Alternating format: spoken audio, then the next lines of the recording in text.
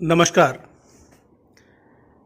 भिंड में एक परिवर्तन की लगातार लहर बह रही है और इस परिवर्तन की सकारात्मक लहर को बहाने का काम हमारे युवा कर रहे हैं।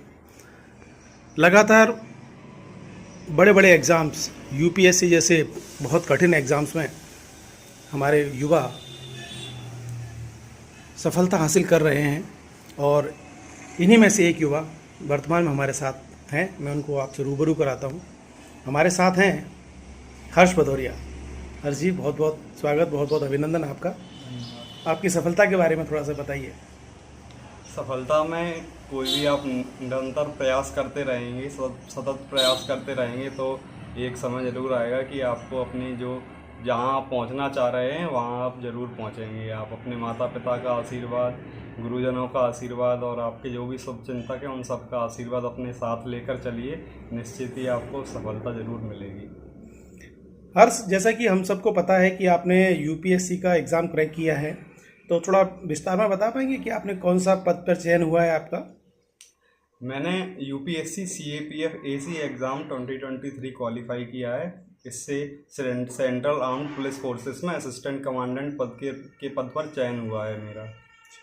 आपका कौन सा प्रयास था ये मेरा तीसरा प्रयास था असिस्टेंट कमांडेंट वाले एग्जामिनेशन में। इससे पहले मैंने सीडीएस, एनडीए और एफकेट इन सारे के काफ़ी सारे बार एसएसबी दिए हैं, उनमें मुझे सफलता प्राप्त नहीं हुई थी। उसके बाद ये मेरा दूसरा लगाव था जिसके कारण मैंने सीएपीएफ का एग्ज़ाम दिया और उसमें मैंने तीसरे प्रयास में सफलता हासिल की। अब और भविष्य में क्या क्या आप उम्मीदें रखते हैं, और आप अभी और एग्ज़ाम की तैयारी कर ही रहे होंगे?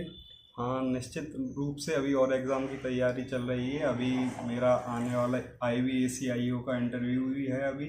उसके बाद अभी कोई निश्चय नहीं किया है कि आगे और दूसरे कौन से एग्ज़ाम में बैठना है।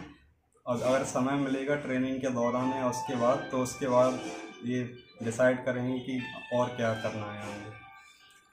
आपने यूपीएससी जैसा बहुत ही महत्वपूर्ण एग्ज़ाम क्रैक किया है। भिंड में लगातार ऐसे युवाओं का चयन हो रहा है, तो हमारे भिंड के लिए बहुत ही सकारात्मक है। आप हमारे भिंड के युवाओं को और कोई ऐसा संदेश देना चाहेंगे, कोई ऐसा की फैक्टर बताना चाहेंगे जिससे कि हम सफलता तक और आसानी से पहुंच सकें? बस यही एक मूल मंत्र सफलता का, आप प्रयास करते रहें, अपनी मेहनत पर विश्वास रखें और धैर्य रखें। धैर्य सबसे ज़्यादा अगर कोई आवश्यक चीज़ है आपके सफलता में तो वो धैर्य है। आप धैर्य रखेंगे तो निश्चित रूप से ही आप अपने लक्ष्य तक पहुंचने में आप कामयाब होंगे। इसलिए धैर्य रखना सबसे ज़्यादा ज़रूरी है। उसके साथ आप डिसिप्लिन रहिए और अपनी मेहनत जारी रखिए। बहुत बहुत बधाई। धन्यवाद। हर्ष, हमारे साथ हर्ष के पिताजी भी हैं, श्री आलोक भदौरिया जी हैं, शासकीय शिक्षक हैं, बहुत ही उत्कृष्ट और लगातार बहुत ही अच्छा सकारात्मक कार्य करते हैं। भाई साहब, आपका बच्चा चयनित हुआ है जी, कैसा लग रहा है आपको?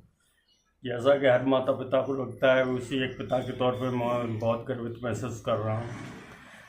क्या आपको ऐसा लग रहा था बच्चा शुरू से ही, मतलब आपको लग रहा था कि इस तरह का बड़ा एग्जाम निकाल पाएगा? जी, बिल्कुल लग रहा था। मेरे बच्चे ने 2 या 3 बार एनडीए फाइनल तक पहुंचा है, सीडीएस में भी वो इंटरव्यू तक पहुंचा है, तो ऐसे पूरी उम्मीद थी कि वो कुछ ना कुछ अच्छा करेगा। बहुत ठीक है जी, आपको भी बहुत बहुत बधाई।